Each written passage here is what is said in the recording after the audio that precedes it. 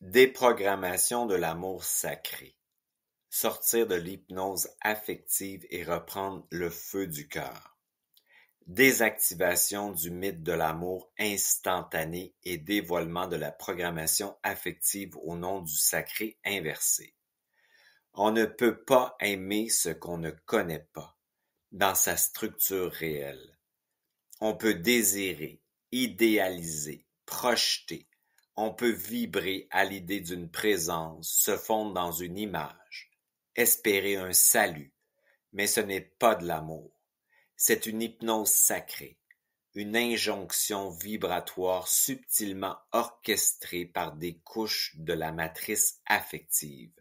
Ce qu'on appelle aimer trop vite, trop fort, trop haut, c'est souvent abandonner son champ à une architecture extérieure, une forme écran qui capte le feu de l'âme sans jamais l'incarner.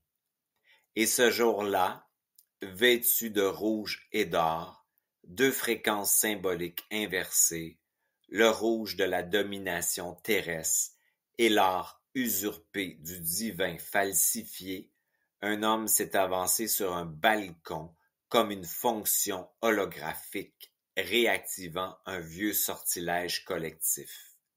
Un archétype soigneusement entretenu, calibré pour émouvoir, pour sacrer en surface une autorité venue d'en haut. Il sourit, il tremble peut-être, ou bien il joue simplement son rôle programmé pour générer une onde émotionnelle massive, et la foule, en dessous, entre en résonance. Une résonance non pas d'amour, mais d'adhésion vibratoire, de transe religieuse, d'ouverture de champ sans souveraineté. Une ouverture, un portail astral.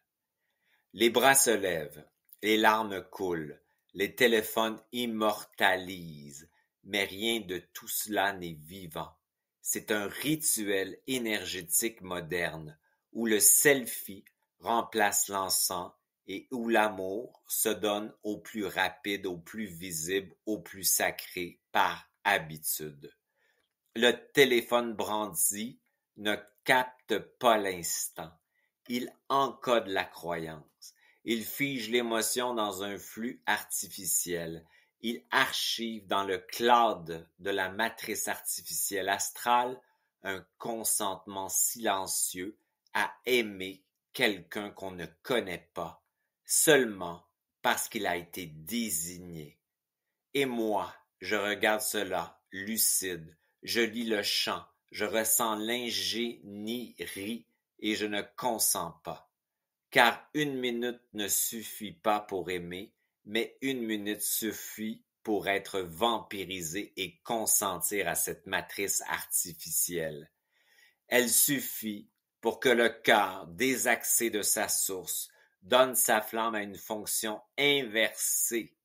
Elle suffit pour que l'onde de l'amour, ce nectar si précieux, soit détournée vers une figure archétypale construite par des millénaires de codification religieuse et politique.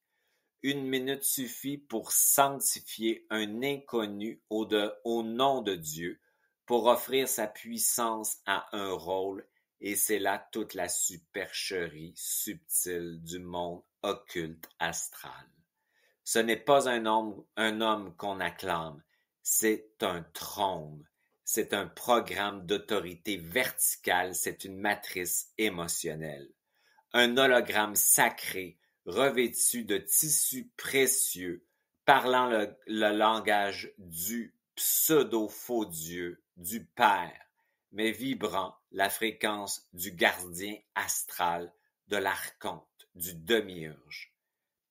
Il n'est que la version contemporaine d'un vieux sortilège impérial, faire croire que l'amour vient d'en haut et que nous ne sommes que les récepteurs passifs de ce qui descend du ciel. Mais ce ciel est une illusion, un champ polarisé, un miroir falsifié. Et ce qu'on appelle bénédiction, c'est souvent une extraction d'énergie, un consentement inconscient. Ils l'appellent Saint-Père, comme s'ils saluaient le sommet, mais en vérité, ils abandonnent leur propre axe personnel. Ils rendent hommage à une figure, mais oublient leur propre feu sacré, le double, le noyau, le centre stable. Ils ne remercient pas l'esprit réel, ils remercient une construction mentale, un égrégore millénaire de manipulation, de domination politique, économique, énergétique. Et pendant ce temps, les entités interdimensionnelles, les formes pensées, les égrégores religieux, collectent, recyclent, réinjectent et l'histoire se répète sans fin. Encore une fois, le peuple s'agenouille. Encore une fois, un homme est sanctifié avant d'avoir agi. Encore une fois, l'amour devient soumission. Encore une fois, la foule offre sa puissance à une figure d'autorité. Encore une fois, un faux Dieu est nourri. Mais moi, je n'y crois plus. Je le vois, je le sens. Je le lis dans le champ quantique et morphogénétique. Et j'invite chaque être à reprendre son axe, à revenir au point zéro, là où l'amour n'a pas besoin de balcon, là où l'amour n'a pas besoin d'être nommé, là où l'amour n'a pas besoin d'une croix, d'une église, d'un voile, d'un trône, d'une permission, là où l'amour est un rayonnement vivant de la cellule, une vibration autonome, une onde cohérente du double fusionnée avec l'esprit à l'intérieur de notre propre corps biologique. Le véritable amour ne s'achète pas avec des tissus rouges ou dorés. Il ne se consomme pas dans l'instantanéité spectaculaire d'une élection papale. Il ne s'impose pas par une figure médiatisée, validée, canonisée. Le véritable amour ne descend pas du ciel, il émerge du dedans. Il n'a besoin ni de culte ni de spectacle. Il est, il vibre, il rayonne, il s'autosuffit sans hiérarchie, sans condition. Et ce que beaucoup acclament dans le haut d'un balcon, ce n'est pas un être.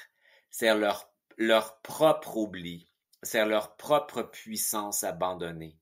Alors non, on ne peut pas aimer en 1 minute, mais en 1 minute, on peut dire non.